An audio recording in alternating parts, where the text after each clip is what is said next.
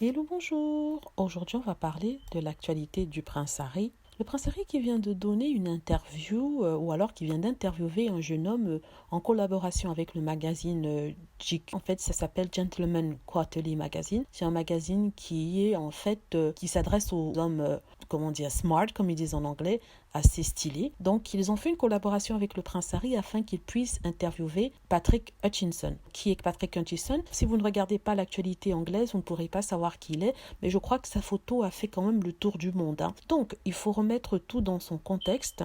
Dans le contexte de Black Lives Matter et de toutes les manifestations qu'il y a en Angleterre, il y avait deux camps qui s'affrontaient. Il y avait bien sûr les pro-Black Lives Matter et les pro-conservateurs. Quand je dis conservateurs, c'est ceux qui voient en Black Lives Matter une entité agressive, une entité pas neutre du tout et qui se disent menacés dans leur propre pays. Il se trouve que lors d'une manifestation de ce groupe de Black Lives Matter, il y avait une manifestation aussi de ce groupe-là pour contrecarrer. Et il se trouve qu'il y a eu un clash et ils ont commencé à se taper. Il se trouve que un monsieur dont j'ai oublié le nom, qui fait partie des conservateurs anglais, s'est retrouvé entouré des Black Lives Matter. Donc, il s'est mis à se disputer avec ces personnes. Il s'est retrouvé entouré des manifestants. Et ce monsieur, Patrick Hutchinson, qui est aussi, je crois, un activiste et qui faisait partie de ce mouvement Black Lives Matter, est venu l'extirper de la foule pour qu'il ne se fasse pas tabasser. Voilà. Donc, il a porté ce monsieur sur ses épaules, s'en fichant qu'il fasse partie du mouvement extrême droite de l'Angleterre. En fait, on parle de l'extrême droite anglaise.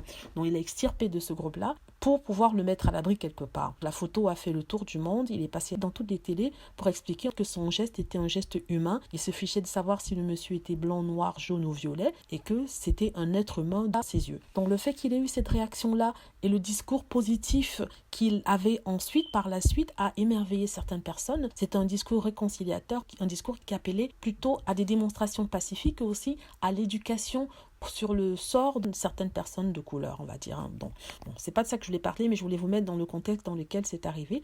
Et voilà, le magazine GQ a décidé d'arranger une interview avec Patrick Hutchinson, parce que comme on le sait, Meghan Markle, le prince Harry ont été très très vocales sur ce mouvement et sur l'inégalité dans le pays, c'est-à-dire en Angleterre. Le prince Harry qui a même dit qu'il n'était pas conscient de tout ces... Il savait que les racismes existaient, mais il n'était pas conscient de tout ce qui se passait en fait dans la vie des personnes noires, c'est-à-dire les difficultés qu'ils avaient. Il savait que bien sûr, oui, il y avait le racisme, mais il ne savait pas comment en fait ça se manifestait. Du coup, depuis qu'il avait Meghan Markle, il est plus au courant de tout ce qui se passe par rapport à cela.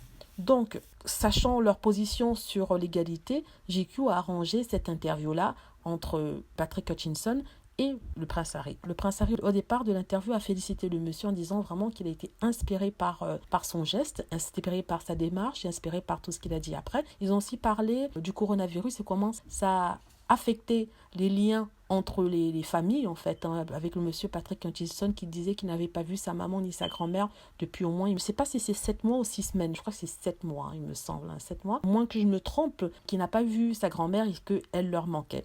Elle a aussi dit que sa grand-mère était une grande fan de Lady Diana, ainsi que sa maman, et que sa maman est une grande fan de Meghan, et que le fait d'apprendre que son fils a été interviewé par le prince Harry, le fils de Diana et le mari de Meghan, ça va la rendre tellement fière et tellement heureuse. Alors, ils ont parlé aussi de quoi? Ils ont parlé de la positivité, c'est-à-dire que lui, il voit tout de façon positive. Il dit que ça ne sert à rien de regarder le négatif. Toute situation négative est toujours bonne parce qu'elle nous apprend quelque chose. Il faut plus regarder ce qu'elle nous apprend que l'inverse. C'est-à-dire qu'il ne faut pas regarder le négatif, négatif. Alors, il dit que sa position dans la vie, c'est toujours par rapport à ça, par rapport au positif. Il parle aussi de son background, c'est-à-dire d'où il vient. Il a expliqué qu'en fait, qu'il est le fils d'une femme célibataire, qu'il a élevé pour être un homme digne, un homme serviable, quelqu'un de bien dans la vie, quoi.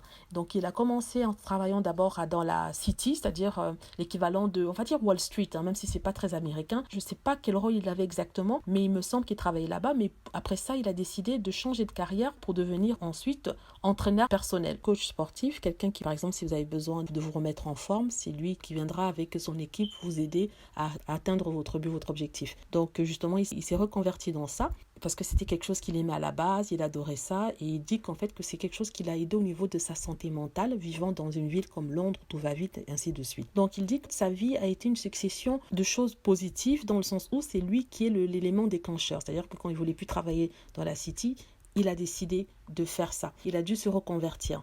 il dit que voilà, dans sa vie, il a toujours eu cette envie, cette ambition de faire les choses, de s'en sortir, mais il trouve qu'il y a vraiment un problème en Angleterre au niveau des Noirs, dans le sens où ils n'ont pas forcément les mêmes opportunités que d'autres, que les personnes non noires, les personnes blanches. Il dit que ce mouvement-là n'essaie pas de culpabiliser les Blancs ou les personnes d'autres couleurs que noires, mais c'est pour apporter une certaine lumière aux difficultés que certains Noirs ont à pouvoir évoluer dans la vie, à pouvoir s'épanouir, à pouvoir faire les choses parce qu'ils ont cette peau, une peau qu'ils n'ont pas choisie, une peau dont ils sont fiers d'ailleurs, mais une peau qui devient une sorte d'élément de fardeau parce qu'on les juge que par rapport à cela. Il dit que tout ce mouvement qui se passe, c'est une prise de conscience pour dire qu'il faut vraiment arrêter, il faut travailler la main dans la main afin de pouvoir comprendre les choses, afin de pouvoir faire en sorte que les choses changent. Il ne s'agit pas de culpabiliser les gens. Il dit qu'il comprend que le dialogue puisse être assez difficile, qu'il puisse être assez inconfortable pour certains, mais que c'est un dialogue qu'on doit avoir, c'est une chose dont on doit parler. Voilà, c'est à peu près ça dont il parlait, dans ce mouvement que Harry et Meghan avaient suivi de près. En fait, cette conversation était vraiment très inspirante. Elle était vraiment passionnante. C'était vraiment une inspiration pour tous. C'est un appel au travail ensemble. C'est un appel à l'amour ensemble, malgré ce qu'on voit à la télé en ce moment. Des gens se tapant dessus, bien sûr. En fait, ils disent qu'au niveau de la façon dont les idées sont véhiculées, les journaux, les médias jouent un rôle très important. Ils disent que les médias, souvent de façon consciente, véhiculent des idées racistes auprès de leur lectorat. Je parle par exemple de Daily Mail, parce que lui, c'est un média de droite et la plupart de son lectorat est de droite et ils n'ont pas forcément de bonnes idées sur les Noirs et tout ça. Donc du coup, ça donne des réactions assez racistes quand on voit par exemple le prince Harry avec Meghan Markle. Donc ça, c'est un exemple que je vous donne. Donc, ils disent que les médias doivent changer leur façon de présenter les choses, changer leur façon de présenter l'actualité, changer leur façon de montrer les Noirs dans les médias afin qu'ils puissent avoir quelque chose de positif, un autre regard sur eux. Donc ne pas que montrer du négatif et amplifier toute situation. Voilà, c'est à peu près ça. Il parlait de la responsabilité des médias, la façon dont les médias nous manipulaient, la façon dont les médias changeaient la narrative afin que son électorat soit un peu plus raciste que d'autres. En tout cas, le prince Harry a donné une interview tout seul. C'est une deuxième interview, je crois, qu'il donne tout seul. Il a gagné en assurance, il se professionnalise et ça fait du bien de voir ça. C'est quelqu'un qui est très indépendant, qui s'exprime très bien. Je parle du prince Harry. Je conseille à tout le monde d'aller regarder, mais malheureusement, c'est en anglais, donc je comprends qu'il y aura quelques petits problèmes. En tout cas, je vous ai résumé en quelque sorte, sans trop rentrer dans les détails, ce qui a été dit durant cette conversation-là. Voilà, bravo le prince Harry. Bravo, bravo, bravo. Voilà, j'espère que vous avez aimé la vidéo. N'hésitez pas à cliquer sur like si c'est le cas et vous abonner pour plus de vidéos. Merci.